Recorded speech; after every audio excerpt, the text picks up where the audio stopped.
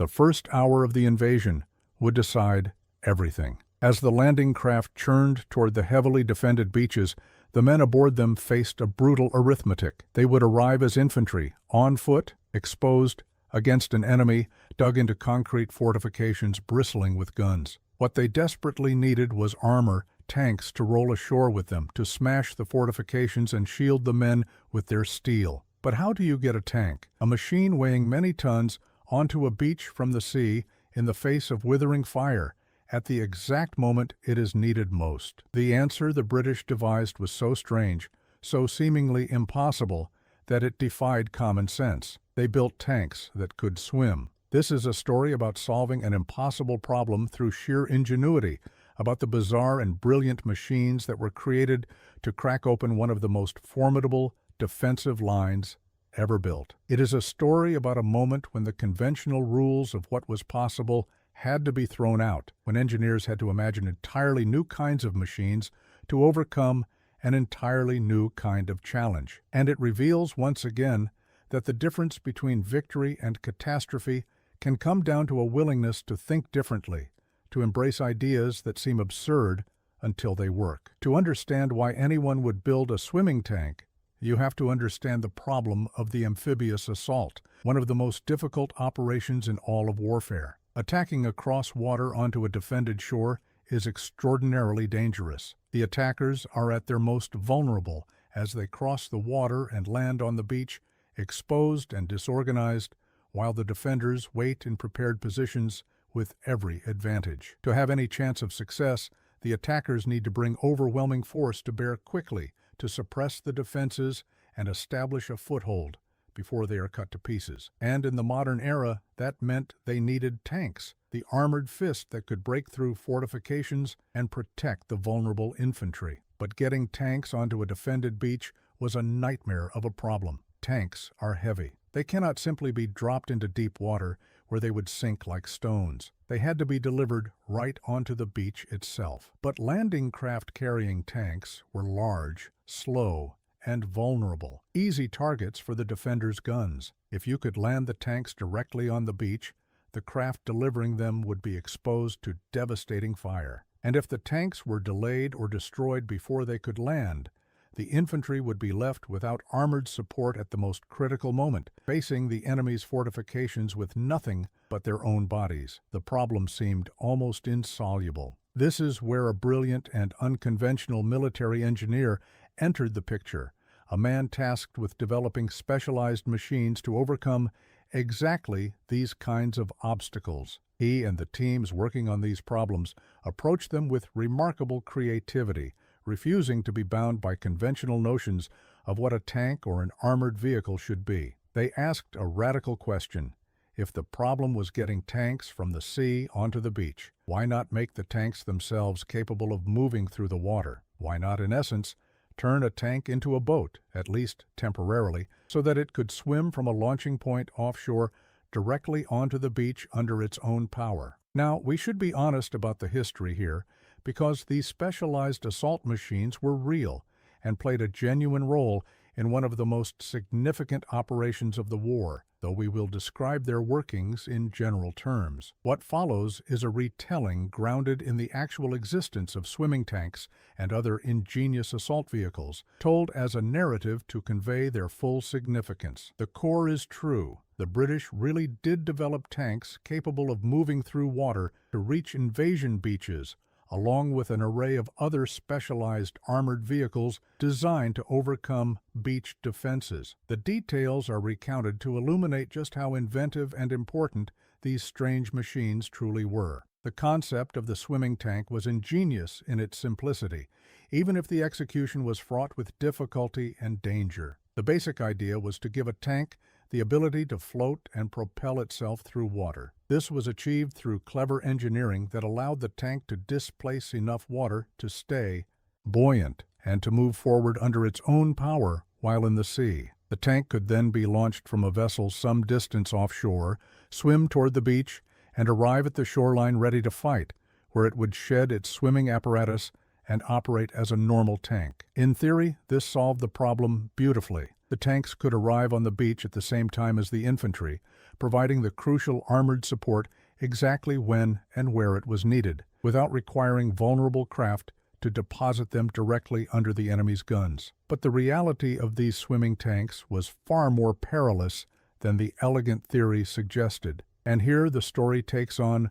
a more sobering tone. Making a heavy tank float was an inherently precarious business. The margin for error was terrifyingly small. The apparatus that kept the tank afloat was delicate, and rough seas could overwhelm it. If the water was too choppy, if the waves were too high, the swimming tanks could be swamped and sink, taking their crews with them. The men who crewed these machines faced a dreadful danger, the possibility of drowning in a sinking tank in the cold sea before they ever reached the beach. The swimming tank was a brilliant idea, but it was also a gamble, one that depended heavily on conditions being favorable, and that sometimes ended in tragedy when they were not. This sobering reality reminds us of the immense human cost and risk involved in even the most ingenious military innovations. The engineers had solved a difficult problem, but the solution placed extraordinary demands on the men who had to use it. The crews of the swimming tanks had to trust their lives to a precarious piece of engineering,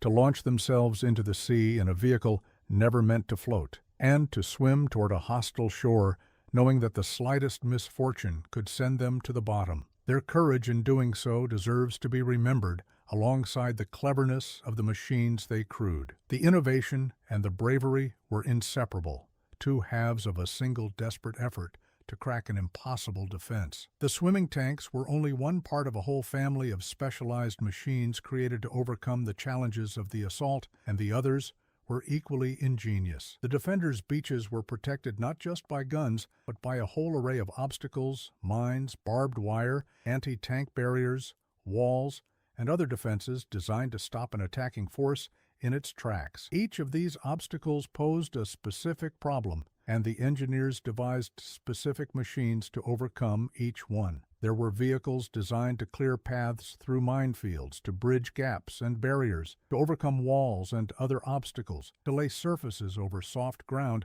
that would otherwise trap vehicles. Each was a specialized tool, purpose-built to solve a particular piece of the larger puzzle. This collection of strange and specialized machines represented a remarkable feat of military engineering and imaginative problem-solving. Rather than trying to overcome the beach defenses with brute force alone, the planners had broken the problem down into its component parts and devised a clever solution for each one. The minefields, the obstacles, the walls, the soft ground, all of these had a machine designed specifically to defeat them. It was a systematic, ingenious approach to a problem that might otherwise have been catastrophic, an approach that recognized that the defenses were a complex system requiring an equally sophisticated set of solutions. There is a profound lesson here about how to approach seemingly impossible challenges. The problem of assaulting the defended beaches was so daunting that it might have seemed insurmountable, but by breaking it down into specific obstacles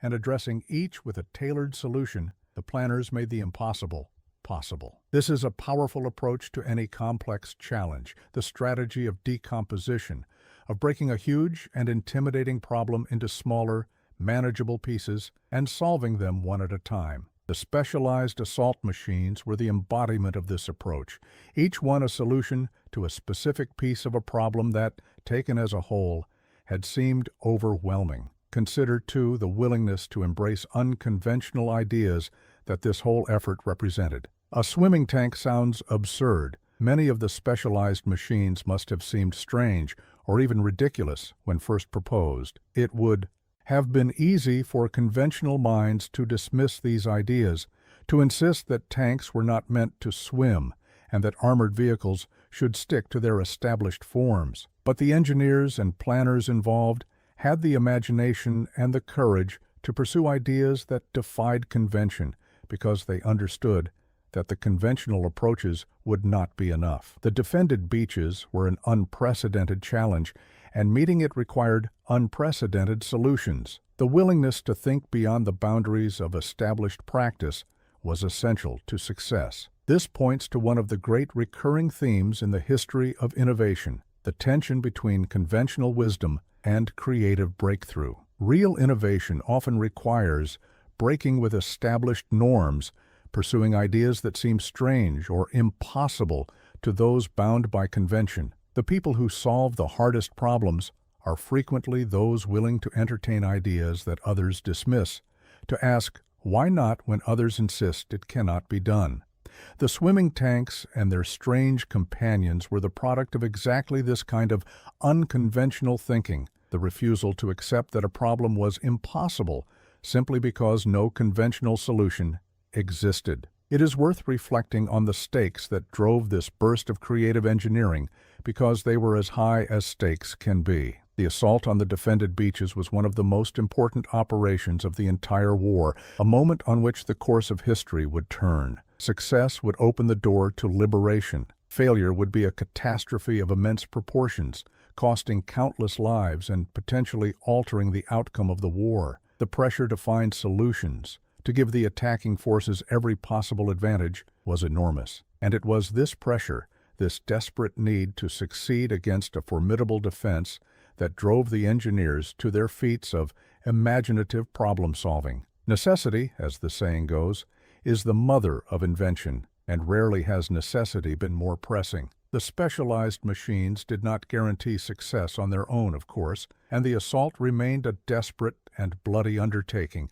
The defenses were formidable, the fighting was savage, and the cost in lives was heavy. But the ingenious machines made a real difference, helping the attacking forces overcome obstacles that might otherwise have stopped them cold. The swimming tanks that made it ashore provided crucial armored support. The obstacle-clearing machines opened paths through the defenses. The specialized vehicles helped crack open a defensive line that had been thought nearly impregnable. The creativity of the engineers translated into real advantages on the beaches, advantages that contributed to the success of the operation and the lives that were saved as a result. There is something deeply admirable in the combination of cold engineering and human daring that this story represents. On one hand, there is the rational, systematic work of the engineers, breaking down problems, designing solutions, building machines to overcome specific obstacles. On the other hand, there is the raw courage of the men who crewed these machines, trusting their lives to precarious innovations,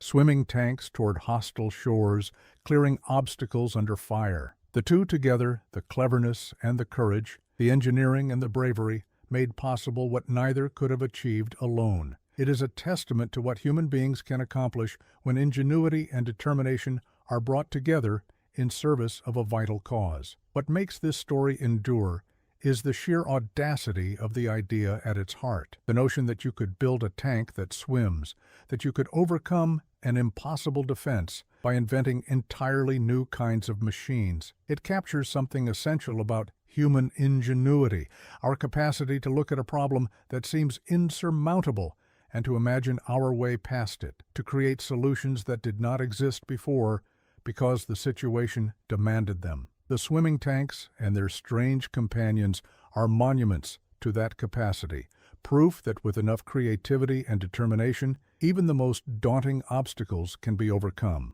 By the time the war ended, the specialized assault machines had earned their place in the history of military innovation, and the lessons they embodied would influence the design of amphibious and assault vehicles for generations to come. They had demonstrated the value of creative, systematic problem-solving, the importance of being willing to pursue unconventional ideas, and the remarkable things that become possible when engineering ingenuity is married to human courage. The strange tanks that could swim had helped crack open one of the most formidable defensive lines ever built, and in doing so had proven that no problem is truly impossible for those bold enough to imagine a new solution. So the next time you picture the Great Invasion, the landing craft churning toward the beaches and the soldiers waiting ashore under fire, remember the strange machines that went with them. Remember the tanks that swam through the sea, the vehicles that cleared paths through minefields and obstacles,